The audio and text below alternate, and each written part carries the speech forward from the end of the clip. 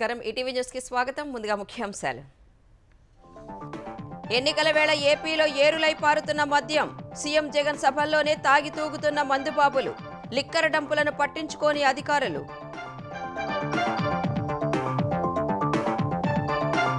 CM Jagan Rayalaseema ద్రోహి అన్న చంద్రబాబు సీమ అభివృద్ధిపై చర్చకు సిద్ధమా అని సవాల్ 5 ఏళ్లలో ఏపీని నాశనం చేశారని వ్యాఖ్య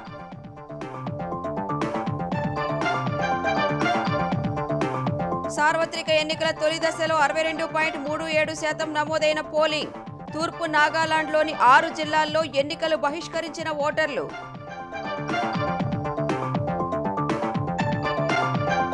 ఏపీలో రెండో రోజు భారీగా నామినేషన్ల దాఖలు లోక్సభకు 53 అసెంబ్లీ స్థానాలకు 314 పత్రాలు సమర్పించిన అభ్యర్థులు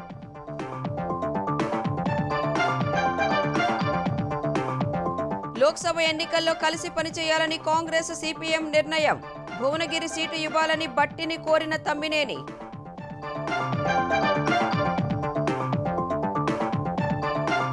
ఎన్నికల బాండ్లపై రాహుల్ గాంధీ విమర్శలను కొట్టిపారేసిన అమిత్ షా దేశంలో గందరగోళం సృష్టించడానికి ప్రయత్నిస్తున్నారని ఆరోపణ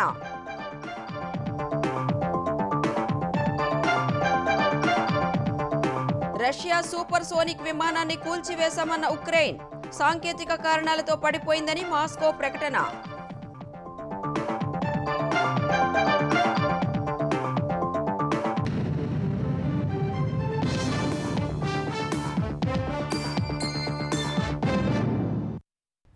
ఆంధ్రప్రదేశ్లో ఎన్నికల వేళ మద్యం ఏరులై పారుతోంది మద్య నిషేధం చేసి కానీ 2024 ఎన్నికల్లో ఓట్లు అడగనన్న సీఎం జగన్ సభల్లోనే మందుబాబులు తాగి తూగుతున్నారు వైకాపా నాయకులే మద్యం సీసాలు పంచి మరీ సభలకు తరలిస్తున్నారు నామినేషన్ల పర్వం మొదలవగానే మద్యం పంపిణీని ముమ్మరం చేశారు అధికారుల తనిఖీల్లో ఇటుక బట్టీలు గోదాములు ఇతర స్థావరాల్లో డంపులు భారీగా వెలుగు చూస్తున్నాయి ఎన్నికల సంఘం ప్రత్యేక దృష్టితో దాడి చేస్తే ఇంకా భారీగా బయటపడే అవకాశం ఉంది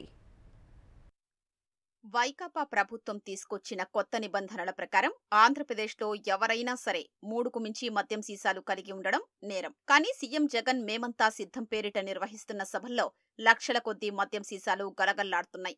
ఈ సభల కోసం ప్రజల్ని తరలిస్తున్న ఆర్టీసీ బస్సుల్లో కేసుల కొద్దీ మద్యం పొంగిపొర్లుతోంది.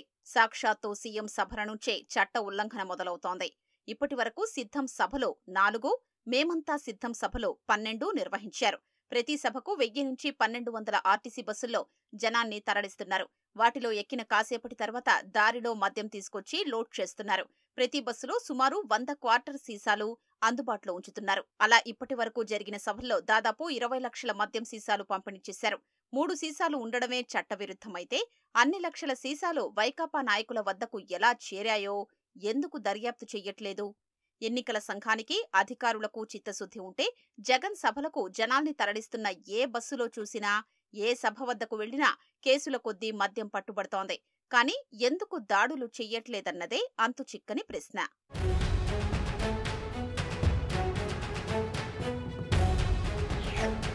వైకాపా నాయకులు 2 మార్గాల్లో మద్యం సమకూర్చుకుంటున్నారు. వాసుదేవరెడ్డి ఇటీవలి వరకు బేవరేజెస్ కార్పొరేషన్ ఎండీగా కొనసాగడంతో ప్రభుత్వ దుకాణాల్ని అడ్డం పెట్టుకుని పెద్ద ఎత్తున మద్యం సమకూర్చుకున్నారు. ఇప్పటికీ ఇది సాగుతోంది. గోవా, కర్ణాటక, తెలంగాణ నుంచి సుంకం చెల్లించని మద్యం తెప్పించుకున్నారు. సరిహద్దు చెక్పోస్టులను దాటించి మరీ ఇక్కడికి మద్యం తీసుకొస్తున్నారు. 2014 సమయంలోనే వైకాపా నాయకులు పెద్ద ఎత్తున కల్తీ మద్యం తయారు చేసి పంపిణీ చేశారనే అభియోగాలు ఉన్నాయి. దీనిపై అప్పట్లోనే సిఐడి కేసు నమోదు చేసింది. కావలి వైకాపా ఎమ్మెల్యే రామిరెడ్డి ప్రతాప్ రెడ్డి సహా పలువురు ఈ కేసులో నిందితులుగా ఉన్నారు. అధికారంలో లేనప్పుడే అంత పెద్ద ఎత్తున దందా చేసిన వైకాపా నాయకులు ఇప్పుడు అధికారాన్ని అడ్డం పెట్టుకుని మరింతగా పేట్రేగిపోతున్నారు.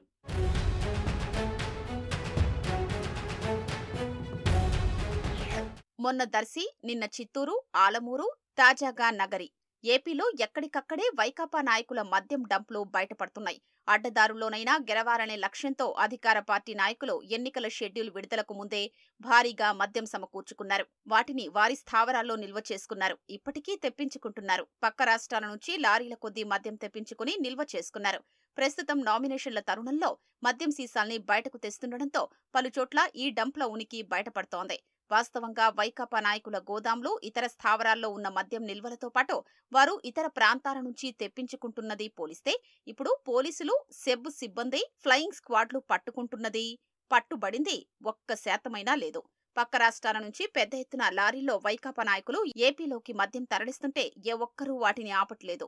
పోలీసులు, సెబ్ సిబ్బంది ఇలా ఆపకపోవడానికి కారణం వారి స్వామి భక్తి. కోనసీమ జిల్లా ఆలమూరులో మండపేట నియోజకవర్గ వైకాపా ఎన్నికల పరిశీలకుడు ప్రభాకర్ రావుకు చెందిన ఇటుకల బట్టీలో 130 బాక్సుల్లో 6,240 గోవా మద్యం సీసాల డంపు పట్టుబడింది. ఆ సరకు ఏపీకి రావాలంటే 3 రాష్ట్రాల సరిహద్దులు దాటాలి. ఎక్కడా చిక్కకుండా అంత మద్యం ఎలా తెచ్చారు? పుత్తూరులోని ఓ ప్రైవేటు కళాశాల నుంచి మద్యం తరలిస్తూ వైకాపా నాయకుడు ఒకరు శుక్రవారం పట్టుబడ్డారు. ఆరా తీస్తే ఆ కళాశాలలో 250 కేసుల మద్యం నిల్వలు ఉన్నట్లు తేలింది. నగరి నుంచి వైకాపా అభ్యర్థిగా పోటీ చేసేందుకు మంత్రి రోజా నామినేషన్ వేశారు. ఆ కార్యక్రమానికి వచ్చిన వారికే మద్యం పంపిణీ చేయడానికి తరలిస్తుండగా ఆ వైకాపా నాయకుడు చిక్కారు. ఇదంతా కర్ణాటక మద్యమే. చిత్తూరు డిప్యూటీ మేయర్ రాజేష్ రెడ్డికి చెందిన కారు షెడ్డుపై దాడి చేయగా 170 కేసుల మద్యం పట్టుబడింది. ఇదంతా కర్ణాటక మద్యమే. ఈ దారిలో పదుల సంఖ్యలో చెక్పోస్టులు ఉన్నా వాటన్నింటినీ దాటుకుని మరీ ఏపీలోకి మద్యం ఎలా వచ్చింది?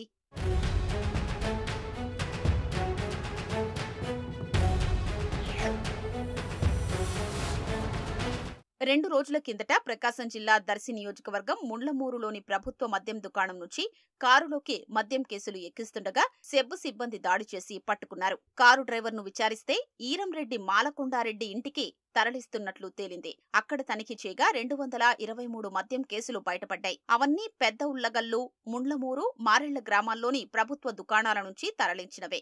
వైకాపా ముఖ్య నాయకుడు మేడం రమణారెడ్డి ఈ డంపు నిర్వహిస్తున్నట్లు తేలింది. తెలంగాణ, ఆంధ్రప్రదేశ్ సరిహద్దుల్లో చెక్పోస్టుల ఏర్పాటు, తనిఖీల విషయంలో నిర్లక్ష్యంగా వ్యవహరిస్తున్నారంటూ జనవరి 9న విజయవాడ సిపి కాంతిరాణపై కేంద్ర ఎన్నికల సంఘం తీవ్ర ఆగ్రహం వ్యక్తం చేసింది.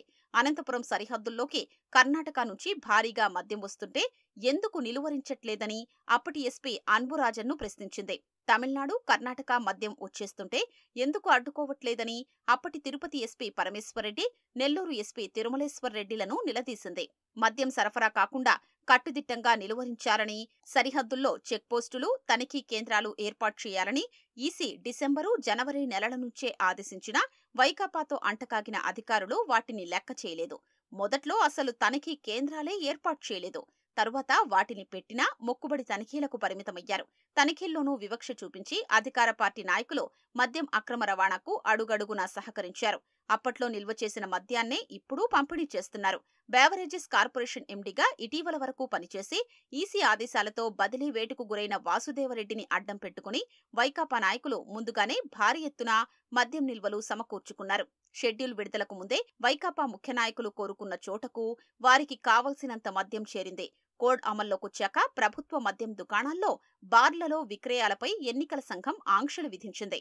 గతేడాది ఇదే రోజున విక్రయించిన దానికంటే ఎక్కువ అమ్మడానికి వీల్లేదని నిర్దేశించింది. ఆ పరిమితి మేరకు చాలా చోట్ల సరుకంతా వైకాపా నేతలకే చేరవేస్తున్నారు.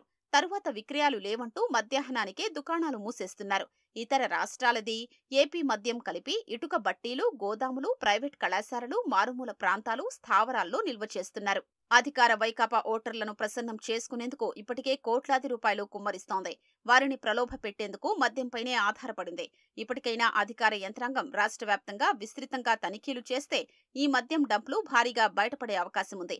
గత నెల రోజుల్లో ఏపీ వ్యాప్తంగా 15,71,00,000 రూపాయల విలువైన 5,59,000 లీటర్ల మద్యం స్వాధీనం చేసుకున్నారు. వాస్తవంగా ఇంతకు అనేక రెట్లు వైకాపా నేతల రహస్య స్థావరాల్లో ఉంది. దానిపై ఎన్నికల సంఘం దృష్టి సారించి దాడులు చెయ్యాల్సిన అవసరముంది. సీఎం జగన్ రాయలసీమ ద్రోహి అని తెలుగుదేశం అధినేత చంద్రబాబు ధ్వజమెత్తారు. రాయలసీమ అభివృద్ధిపై చర్చకు సిద్ధమా అని సీఎం జగన్ కు సవాల్ విసిరారు.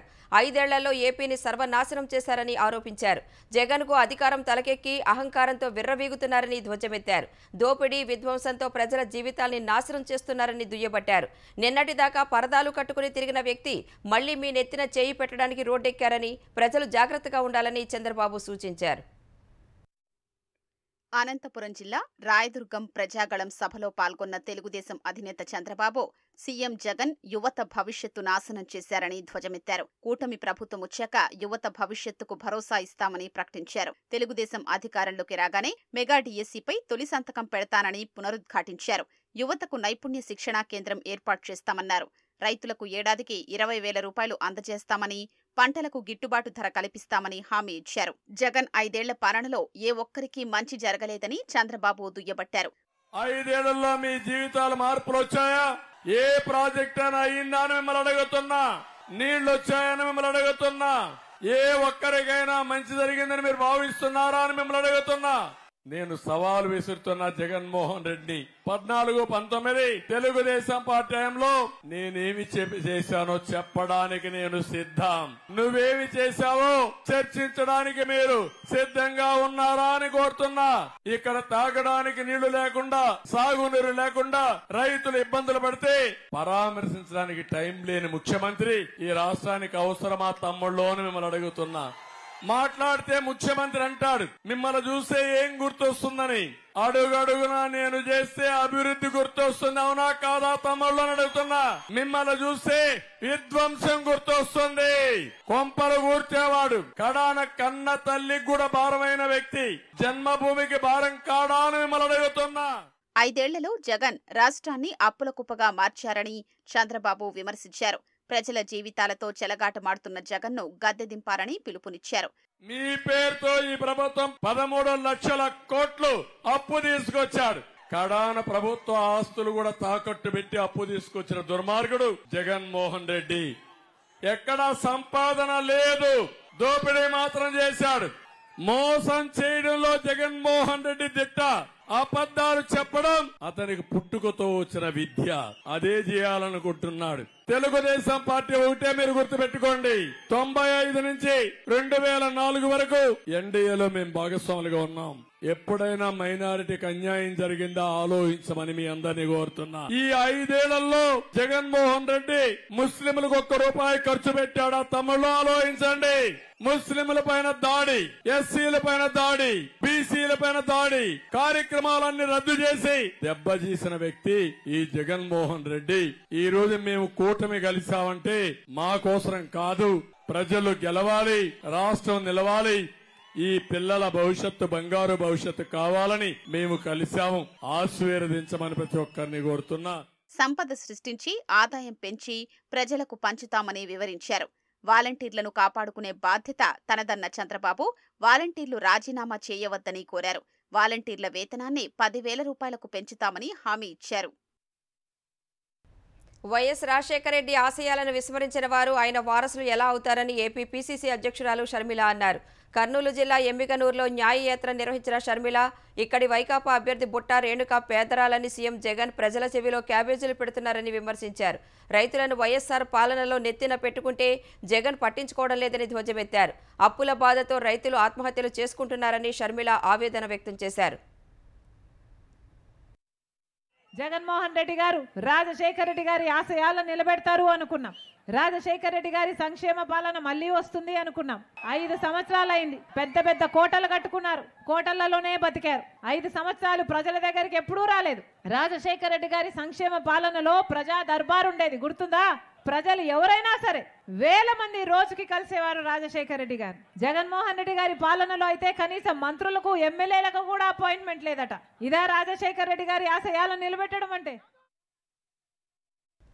ఎన్నికల్లో పోలీసు అధికారుల పక్షపాత వైఖరిపై తెలుగుదేశం నేతలు మరోసారి ఆంధ్రప్రదేశ్ ఎన్నికల ప్రధాన అధికారికి ఫిర్యాదు చేశారు. ఒంగోలులో పనిచేస్తున్న సీఐలు ఎం లక్ష్మణ్, భక్తవత్సలరెడ్డిపై ఫిర్యాదు చేశారు. మాచర్లలో తెలుగుదేశం నేతలపై దాడి జరిగిన వ్యవహారంలో భక్తవత్సలరెడ్డి అక్కడే ఉన్నారని ఫిర్యాదులో పేర్కొన్నారు. భక్తవత్సలరెడ్డి, లక్ష్మణ్లను ఎన్నికల విధుల నుంచి తొలగించాలని కోరుతూ సీఈఓకు నేతలు వినతి పత్రం ఇచ్చారు. చిత్తూరులో గంగిరెడ్డి అనే సీఐ పెద్దిరెడ్డి కనుసన్నల్లో పనిచేస్తున్నారని, ఆయన్ను కూడా ఎన్నికల విధుల నుంచి తప్పించాలని కోరారు. ఇలాంటి వ్యక్తులు ఎన్నికల విధుల్లో ఉంటే ఎన్నికలు నిష్పాక్షికంగా జరగవని తెలుగుదేశం సీనియర్ నేత వర్ల రామయ్య అన్నారు. జనసేన అధ్యక్షుడు పవన్ కళ్యాణ్పై ఏప్రిల్ 16న భీమవరంలో సీఎం జగన్ చేసిన వ్యాఖ్యలను ఖండిస్తూ ఆ పార్టీ ప్రధాన కార్యదర్శి శివశంకర్ ఎన్నికల కమిషన్కు ఫిర్యాదు చేశారు. జగన్ చేసిన వ్యాఖ్యలు ఎన్నికల కోడ్ ఉల్లంఘన కిందకు వస్తాయని తెలిపారు. మోడల్ కోడ్ ఆఫ్ కండక్ట్కు విరుద్ధంగా పవన్ కళ్యాణ్ వ్యక్తిగత జీవితం గురించి జగన్ మాట్లాడారని ఫిర్యాదులో పేర్కొన్నారు. రాష్ట్రంలో మహిళల్ని కించపరిచేలా సీఎం రోడ్ షోలో ప్రసంగించారని చెప్పారు. సానుభూతితో ఎన్నికల్లో గెలిచేందుకు జగన్ ప్రయత్నాలు చేస్తున్నారని శివశంకర్ పేర్కొన్నారు. సార్వత్రిక ఎన్నికల మొదటి విడతలో 62.37% పోలింగ్ నమోదైంది. తమిళనాడు, ఉత్తరాఖండ్, ఈశాన్య రాష్ట్రాలు సహా అండమాన్ నికోబార్ దీవులు, లక్షద్వీప్లలో అన్ని లోక్సభ స్థానాలకు తొలి విడతలోనే పోలింగ్ పూర్తయింది. ప్రత్యేక రాష్ట్ర డిమాండ్ వినిపిస్తున్న తూర్పు నాగాలాండ్లోని 6 జిల్లాల్లో ఓటర్లు పోలింగ్ను బహిష్కరించారు. వాటిలో ఒక్క ఓటు కూడా నమోదు కాలేదు. దేశంలో 18వ లోక్సభకు జరిగిన మొదటి విడత ఎన్నికల ప్రక్రియలో 62.37% పోలింగ్ నమోదైంది. ఈ మేరకు రాత్రి 9 గంటల వరకు అందిన వివరాలను వెల్లడించిన ఎన్నికల సంఘం తుది ఓటింగ్ శాతం శనివారం నిర్ధారణ అవుతుందని పేర్కొంది. తొలి విడతలో భాగంగా 21 రాష్ట్రాలు, కేంద్రపాలిత ప్రాంతాల్లోని 102 స్థానాల్లో ఓటింగ్ శుక్రవారం పూర్తయింది. చెదురుమదురు ఘటనలను మినహాయిస్తే పోలింగ్ శాంతియుతంగా జరిగిందని ఎన్నికల సంఘం వెల్లడించింది. తమిళనాడు, ఉత్తరాఖండ్, అరుణాచల్ ప్రదేశ్, సిక్కిం, మేఘాలయ, నాగాలాండ్, మిజోరాం, పుదుచ్చేరి, అండమాన్ నికోబార్ దీవులు, లక్షద్వీప్లలో అన్ని లోక్సభ స్థానాలకు తొలి విడతలోనే పోలింగ్ పూర్తయింది. ప్రత్యేక రాష్ట్ర డిమాండ్ వినిపిస్తున్న తూర్పు నాగాలాండ్లోని 6 జిల్లాల్లో ఓటర్లు పోలింగ్ ను బహిష్కరించారు. వాటిలో ఒక్క ఓటు కూడా నమోదు కాలేదు. ఈ దఫా సార్వత్రిక ఎన్నికలు 7 విడతల్లో జరగనుండగా వాటిలో తొలి దశే అతిపెద్దది కావడం గమనార్హం. 2019 నాటి సార్వత్రిక ఎన్నికల తొలి దశ 91 సీట్లలో 69.43% ఓటింగ్ నమోదైంది. చాలా నియోజకవర్గాల్లో ఎండలు మండిపోతున్నా, కొన్ని చోట్ల వర్షం కుండపోతగా కురుస్తున్నా ఓటర్లు ఓపికగా క్యూ లైన్లలో వేచి చూసి తమ ఓటు హక్కును వినియోగించుకున్నారు. ముఖ్యంగా యువత ఉత్సాహంగా ఓటింగ్లో పాల్గొన్నారు. జమ్మూ కాశ్మీర్లోని ఉధంపూర్ నియోజకవర్గంలో పూర్తిగా మహిళా సిబ్బందితో ఏర్పాటు చేసిన పింక్ బూత్లకు ఓటర్ల నుంచి మంచి స్పందన కనిపించింది. సాధారణ పోలింగ్ కేంద్రాలతో పోలిస్తే వాటికి మహిళా ఓటర్లు ఎక్కువగా తరలివచ్చారు. తమిళనాడు, అస్సాం, అరుణాచల్ ప్రదేశ్, అండమాన్ నికోబార్ దీవుల్లోని పలు కేంద్రాల్లో ఈవీఎంలలో లోపాలు తలెత్తాయి. అధికారులు దిద్దుబాటు చర్యలు చేపట్టారు. ఆంధ్రప్రదేశ్లో శుక్రవారం లోక్సభ స్థానాలకు 53, అసెంబ్లీ స్థానాలకు 314 నామినేషన్ పత్రాలు దాఖలయ్యాయని ప్రధాన ఎన్నికల అధికారి ముఖేష్ కుమార్ మీనా తెలిపారు. ఈ మేరకు సీఈఓ ప్రకటన విడుదల చేశారు. శుక్రవారం నామినేషన్ సమర్పించిన వారిలో తెలుగుదేశం అధినేత చంద్రబాబు తరపున ఆయన సతీమణి భువనేశ్వరి, మంత్రి బొత్స సత్యనారాయణ తదితరులు ఉన్నారు. విజయనగరం ఎంపీ అభ్యర్థిగా తెలుగుదేశం నుంచి కలిశెట్టి అప్పలనాయుడు నామినేషన్ వేశారు. అరకు పార్లమెంటరీ స్థానానికి వైకాపా అభ్యర్థి తనూజారాణి తరపున ఆమె ప్రతినిధులు నామినేషన్ వేశారు. సాలూరు నుంచి ఉప ముఖ్యమంత్రి రాజన్న దొర నామినేషన్ దాఖలు చేశారు. నెల్లూరు కాంగ్రెస్ ఎంపీ అభ్యర్థి కొప్పుల రాజు నామినేషన్ అందించారు. సత్యసాయి జిల్లా పెనుకొండలో మంత్రి ఉషశ్రీ చరణ్, హిందూపురంలో నందమూరి బాలకృష్ణ నామినేషన్ వేశారు. కడప లోక్సభ స్థానానికి వైఎస్ అవినాష్ రెడ్డి నామినేషన్ సమర్పించారు. వైకాపా తరపున కడప ఎంపీ అభ్యర్థిగా శుక్రవారం నామినేషన్ వేసిన వైఎస్ అవినాష్ రెడ్డి తాను 2 క్రిమినల్ కేసుల్లో నిందితుడిగా ఉన్నానని అఫిడవిట్లో పేర్కొన్నారు. 2019 మార్చి 15న జరిగిన వివేక హత్యకు సంబంధించి సిబిఐ వివిధ సెక్షన్ల కింద కేసులు నమోదు చేసిందని వివరించారు. హత్యా నేరం, నేరపూరిత కుట్ర, సాక్ష్యాధారాల ధ్వంసం వంటి ఆరోపణలతో కేసు పెట్టిందని తెలిపారు. ప్రస్తుతం ఈ కేసు తెలంగాణలోని నాంపల్లి సిబిఐ కోర్టులో విచారణ జరుగుతున్నట్లు పేర్కొన్నారు. వివేక హత్య కేసులో A8గా ఉన్నట్లు, ఇదే కేసుకు సంబంధించి సిబిఐ కోర్టుకు పూచీగా డిపాజిట్ చేసిన 2 లక్షల రూపాయల నగదు వివరాలను అఫిడవిట్లో పేర్కొన్నారు. మైదుకూరులో కూడా ఓ క్రిమినల్ కేసు నమోదైందని పేర్కొన్నారు. తనతో పాటు భార్య సమత పేరుపై 25,51,19,305 రూపాయల విలువైన ఆస్తులు ఉన్నట్లు అఫిడవిట్లో వెల్లడించారు. తనకు 32,75,000 విలువైన ఇన్నోవా కారు పులివెందుల మండలం వెల్మవారిపల్లె, బాకరాపురం, అంకాళమ్మ, గూడూరు ప్రాంతాల్లో 27.40 ఎకరాలు, భార్య పేరిట విశాఖపట్నం, వైఎస్ఆర్ జిల్లా వల్లూరు, ఊటుకూరు, పొనకమిట్టలో 33.90 ఎకరాల భూములు ఉన్నట్లు పేర్కొన్నారు. ఆంధ్రప్రదేశ్ పీసీసీ అధ్యక్షురాలు వైఎస్ షర్మిలకు ఎన్నికల సంఘం నోటీసులు జారీ చేసింది. ఎన్నికల ప్రచారంలో భాగంగా మాజీ మంత్రి వివేక హత్య ప్రస్తావనతో పాటు వైకాపాపై అనుచిత వ్యాఖ్యలు చేశారంటూ దాఖలైన ఫిర్యాదులపై ఈసీ నోటీసులు జారీ చేసింది. వైకాపా నేత మల్లాది విష్ణు, ఎంపీ అవినాష్ రెడ్డి దస్తగిరి చేసిన ఫిర్యాదుల మేరకు షర్మిలకు నోటీసులు జారీ అయ్యాయి. కోడ్ ఉల్లంఘనపై 48 గంటల్లోపు వివరణ ఇవ్వకపోతే ఎలాంటి నోటీసులు ఇవ్వకుండా చర్యలు తీసుకుంటామని ఎన్నికల సంఘం స్పష్టం చేసింది. లోక్సభ ఎన్నికల్లో సిపిఎం, కాంగ్రెస్ కలిసి పనిచేయాలనే అంగీకారానికి వచ్చినట్లు తెలంగాణ ఉప ముఖ్యమంత్రి భట్టి విక్రమార్క చెప్పారు. ఆర్టీసీ క్రాస్ రోడ్లోని సిపిఎం కార్యాలయంలో ఆ పార్టీ తెలంగాణ కార్యదర్శి తమ్మినేని వీరభద్రంతో ఆయన భేటీ అయ్యారు. ఎన్నికల్లో కాంగ్రెస్ అభ్యర్థులకు మద్దతు ప్రకటించాలని వారిని అభ్యర్థించినట్లు తెలిపారు. సిపిఎం నాయకులు చెప్పిన అభిప్రాయాలను పార్టీ అధిష్టానంతో పాటు సీఎం రేవంత్ రెడ్డి దృష్టికి తీసుకువెళ్లి సమాధానం చెబుతామని భట్టి స్పష్టం చేశారు. ఇప్పటికే తమ అభ్యర్థులను ప్రకటించినందున కాంగ్రెస్ రాజకీయంగా సహకరించాలని సిపిఎం నేతలు కోరినట్లు తెలుస్తోంది. భువనగిరి స్థానాన్ని తమకు వదిలేస్తే మిగిలిన అన్ని నియోజకవర్గాల్లో మద్దతిస్తామని భట్టీకి వారు చెప్పినట్లు సమాచారం. భవిష్యత్తులో ఎమ్మెల్సీ, రాజ్యసభ సీటు ఇచ్చేందుకు అంగీకరిస్తే భువనగిరి కూడా వదులుకోవడానికి సిపిఎం సుముఖంగా ఉన్నట్లు కాంగ్రెస్ వర్గాల సమాచారం. కాంగ్రెస్ పార్టీ పరంగా ప్రత్యేకంగా సిపిఎం పార్టీ ఆఫీస్ పార్టీ ఆదేశాల మేరకే ఇక్కడికి వచ్చి వారిని ప్రత్యేకంగా కలిసి రేపు జరగబోయేటువంటి ఎన్నికల్లో కలిసి ప్రయాణం చేద్దాం. కాంగ్రెస్ పార్టీతో మీరు అడుగులు వేయాలి. కాంగ్రెస్ పార్టీకి మద్దతు ప్రకటిస్తూ జరిగే ఎన్నికల్లో కలిసి ప్రయాణం చేసే ప్రక్రియలో భాగంగా మాట్లాడుకోవడం కోసం, వారిని అభ్యర్థించడం కోసం ఇక్కడ రావడం జరిగింది. భారాస అధినేత కేసీఆర్ సోమవారం మిర్యాలగూడ నుంచి బస్సు యాత్రకు శ్రీకారం చుట్టనున్నారు. శుక్రవారం కేసీఆర్తో సమావేశమైన కేటీఆర్, హరీష్ రావు సహా ముఖ్య నేతలు బస్సు యాత్ర నిర్వహణ, రూట్ మ్యాప్పై సమీక్షించారు. సోమవారం నుంచి వచ్చే నెల 10వ తేదీ వరకు కేసీఆర్ బస్సు యాత్ర నిర్వహించాలని నిర్ణయించారు. ఈ మేరకు బస్సు యాత్రకు అనుమతి కోసం రాష్ట్ర ప్రధాన ఎన్నికల అధికారికి వినతి పత్రం కూడా అందించారు. సోమవారం మిర్యాలగూడ నుంచి భారాస అధినేత బస్సు యాత్ర ప్రారంభం కానుంది. సాగర్ ఆయకట్టుకు నీరు ఇవ్వకపోవడంతో ఎండిన పంటలను కేసీఆర్ పరిశీలించి రైతులతో మాట్లాడతారు. ఒక్కో లోక్సభ నియోజకవర్గంలో 3-4 ప్రాంతాల్లో బస్సు యాత్ర జరగనుంది. వచ్చే నెల 10వ తేదీన సిద్దిపేటలో కేసీఆర్ బస్సు యాత్ర ముగియనుంది. ముగింపు సందర్భంగా అక్కడ బహిరంగ సభ నిర్వహించే ఆలోచనలో ఉన్నారు.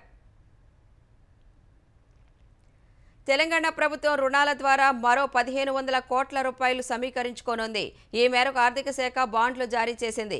18 ఏళ్ల కాలానికి 1500 కోట్ల రూపాయల విలువైన బాండ్లను రిజర్వ్ బ్యాంకు ద్వారా విడుదల చేశారు. వాటిని ఆర్బీఐ మంగళవారం వేలం వేయనుంది. వేలం అనంతరం ఆ మొత్తం రాష్ట్ర ఖజానాకు సమకూరుతుంది. ప్రస్తుత ఆర్థిక సంవత్సరం 2024-25లో తెలంగాణ ప్రభుత్వం ఇప్పటి వరకు 2500 కోట్లు అప్పుగా తీసుకుంది.